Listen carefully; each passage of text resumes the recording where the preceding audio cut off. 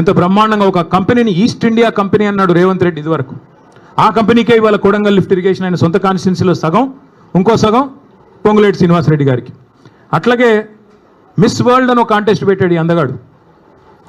ఇంకా మా జగదీష్ రెడ్డి గారిని పట్టుకొని నిన్నగాక మొన్న 3 ఫీట్లు ఉన్నాడు అంటున్నాడు. ఈయన పెద్ద అమితాబ్ బచ్చన్ అన్నట్టు. తిప్పి తిప్పి కొడితే నువ్వు 3 ఫీట్లు లేవు, నువ్వే పెద్ద పోటుగాడు లాగా ఆయన 3 ఫీట్లు, ఈయన డైలాగులు. అరే మనది మనం మర్చిపోతే ఇట్లా కొద్దిగా ఎత్తు కుర్చీలో కూర్చోగానే అంత టెంపర్ వస్తుందా? కొద్దిగా టెక్నికల్ ప్రాబ్లమ్స్ ఉన్నాయి నీకు కూడా. ఎత్తు షూస్ వేసుకొని ఎత్తు కుర్చీలో కూర్చోగానే పెద్దోడు అయిపోతావా? అమితాబ్ బచ్చన్ అయిపోతావా? నేను అదే అడుగుతాను. ఈరోజు మిస్ వరల్డ్ అని పెట్టాడు ఈయన. మిస్ వరల్డ్ అని పెడితే ఏమైంది? అందులో ఒక అమ్మాయి మిస్ ఇంగ్లాండ్. కాంగ్రెస్ వాళ్ళ దౌర్భాగ్యం వల్ల ఇద్దరు కాంగ్రెస్ నాయకులు నన్ను వేధించారు, ఒక వేశ్యలాగా చూశారు.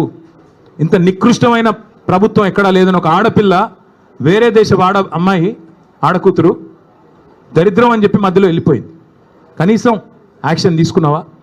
కనీసం రాష్ట్ర పరువు అంతర్జాతీయంగా మంటగలిపినందుకు ఆడకూతులకు క్షమాపణ చెప్పావా? నీదో ప్రభుత్వం, నువ్వు ముఖ్యమంత్రి. రోత మాటలు, నికృష్టపు డైలాగులు తప్ప, వైఫల్యాలు దాచుకోవడానికి ఈ నికృష్టం తప్ప ఇంకోటి ఏంది? నేను ఇంకొకటి అడుగుతా ఉన్నా. కొన్ని బాకా పత్రికలు ఆయన ఊ అన్నా తుమ్మినా దగ్గినా ఓహో ఆహా అని రాసే బాకా పత్రికలు, ఎందుకంటే వాళ్ళు ఆడిచ్చినట్టు ఆడుతున్నాడు ఈయన. జుట్టు మొత్తం వాళ్ళ చేతుల్లో పెట్టుకుని వాళ్ళు ఎట్టు తిరగమంటే అటు తిరుగుతున్నాడు, వాళ్ళకేం రాసి ఇవ్వమంటే ఇస్తున్నాడు.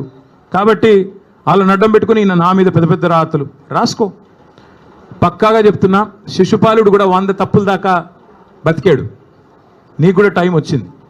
తప్పకుండా నీ నికృష్ట మాటలు, నీ దిక్కుమాలిన ఐడియాలజీతో మరి నువ్వు ఎన్ని డైలాగులు కొట్టినా కొంతమంది ఏమంటే ఒకసారి గుర్తు తెచ్చుకోండి. 2014లో ఖమ్మం పట్టణం ఎట్లా ఉండే, 23లో ఎట్లా అయింది? ఖమ్మంలో ఎన్ని మెడికల్ కాలేజీలు ఉండే ప్రభుత్వ ఆధ్వర్యంలో 2014కు పూర్వం కాంగ్రెస్ పరిపాలన ఉన్నప్పుడు? తర్వాత ఎన్ని వచ్చినాయి? ఖమ్మంలో ఐటీ హబ్ ఉండేదా?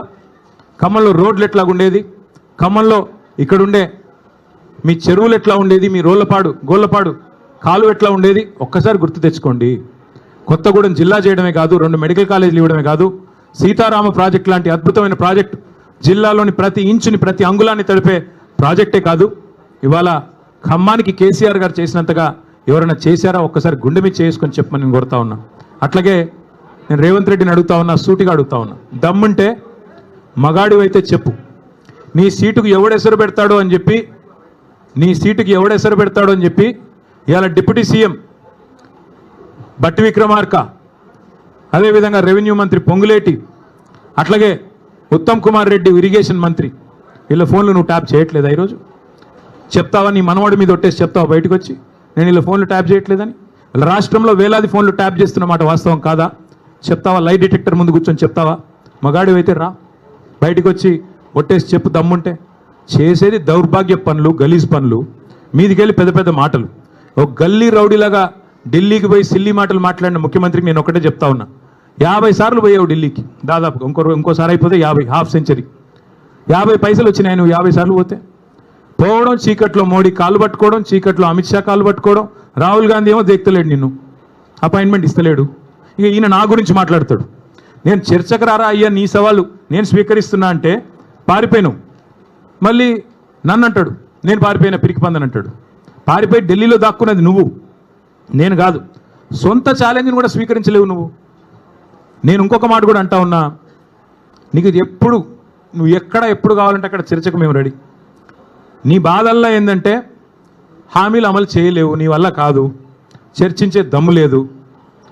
ఒక్కరు ఎక్కడన్నా ఒక ఆడబిడ్డతో మాట్లాడు, నాతో కాదు పర్లేదు.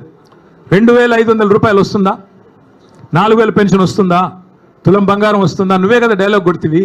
కేసీఆర్ ఉన్నప్పుడు కళ్యాణ లక్ష్మి పెళ్ళైన 2 నెలలకు వస్తుంది, నేను లగ్నపత్రిక పెట్టుకోగానే ఇస్తా అని చెప్తివి కదా, ఎక్కడన్నా ఒక్కరికి వచ్చిందా? అందుకే ప్రజలకు కూడా నేను విజ్ఞప్తి చేస్తా ఉన్నా, ఈ పనికిమాలిన వితండవాదాలు పట్టించుకోబాకండి. అట్లాగే ఇంకొక మాట కూడా నేను చెప్తా ఉన్నా, ఈ దగుల్బాజీలు చేసే లుచ్చా రాజకీయాన్ని కూడా తప్పకుండా తిప్పికొట్టాలి. గాసిప్స్ ద్వారా, చిట్చాట్ల ద్వారా, తంబునేల్స్ ద్వారా చేసే వికృత రాజకీయం, నికృష్ట రాజకీయాన్ని తప్పకుండా నిలదీయాలి, నిగ్గదీయాలి. 420 హామీలు ఏమైనాయని చెప్పి తప్పకుండా అవసరమైతే రానున్న రోజుల్లో గల్లాబట్టి అడిగే రోజులు కూడా వస్తాయి. 6 గ్యారంటీలు అమలు అవుతున్నాయి, పక్కా అవుతున్నాయి, 100% అవుతున్నాయి. ఏంటి 6 గ్యారంటీలు? 1, ఫస్ట్ గ్యారంటీ అనుముల సోదరుల కోసం భూదందాలు గ్యారంటీ బ్రహ్మాండంగా చేస్తున్నారు. 4th city AI city Hyderabad చుట్టూ వేల ఎకరాల